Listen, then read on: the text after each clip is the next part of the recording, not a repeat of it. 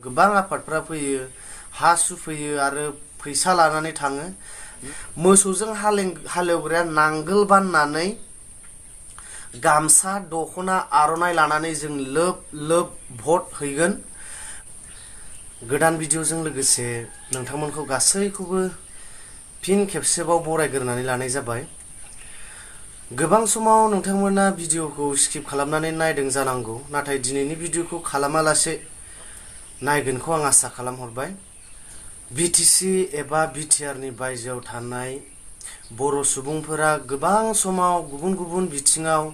गोबां जेंना जेंसिजों मोगा-मोगि जाबोनांदों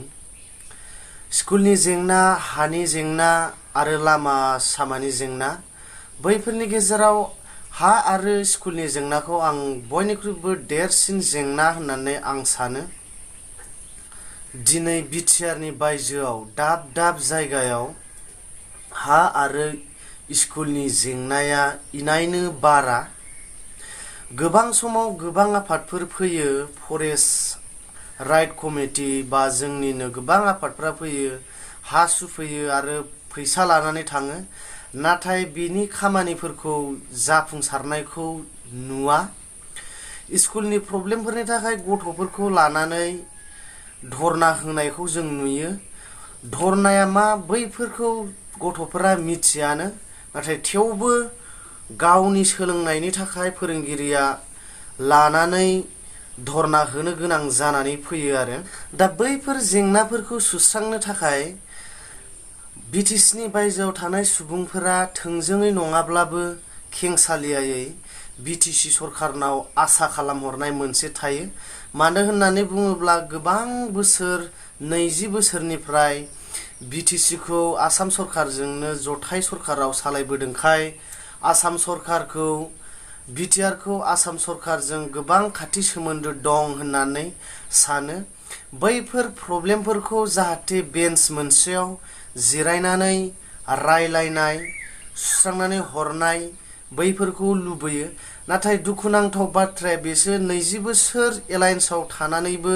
बिटिआरनि बायजोनि खामानिफोरखौ स्कुलनि जेंना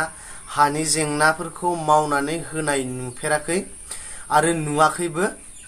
गोबां समाव बुंलायलायो बड'लेण्ड मोनोबाबो बड'लेण्डखौ सालायनो थाखाय जोंनाव नांगौ रोखोमनि गोरों गोरा गैया डक्टर इन्जिनियारिं गैया आइपिएस एपिएस गैया होननानै बुङो दा बैफोरो बोरै ओंखारनो जुदि स्कुलनि प्रब्लेमानो जुदि जोंना क्लियार जायाब्ला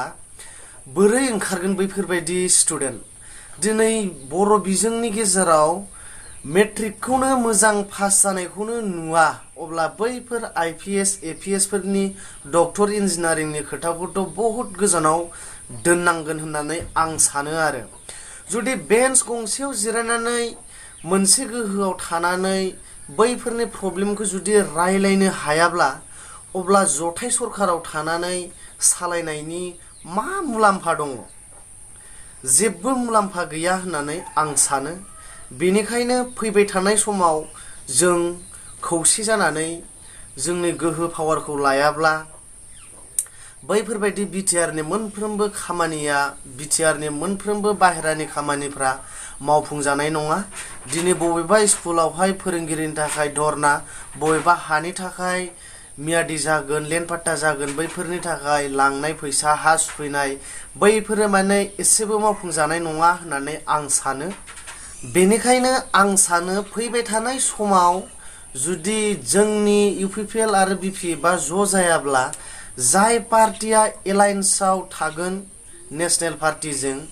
बै सरकारनो बै पार्टिनो जाहाथे भट होआ आं गुरै खावलायो रायजोफोरखौ आंनिफ्राय लानानै दुखु मोननाय हामा मोननाय बे रायजोनि खोथा नाथाय आं बेबायदि लुबैदों नाथाय जुदि जोंनिनो इउपिपिएल आरो बिपिएफआ जुदि खौसे जायोब्ला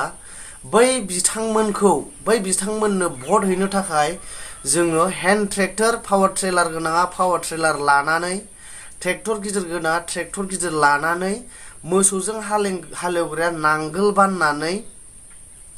गामसा दखना आर'नाइ लानानै जों लोब लोब भट हैगोन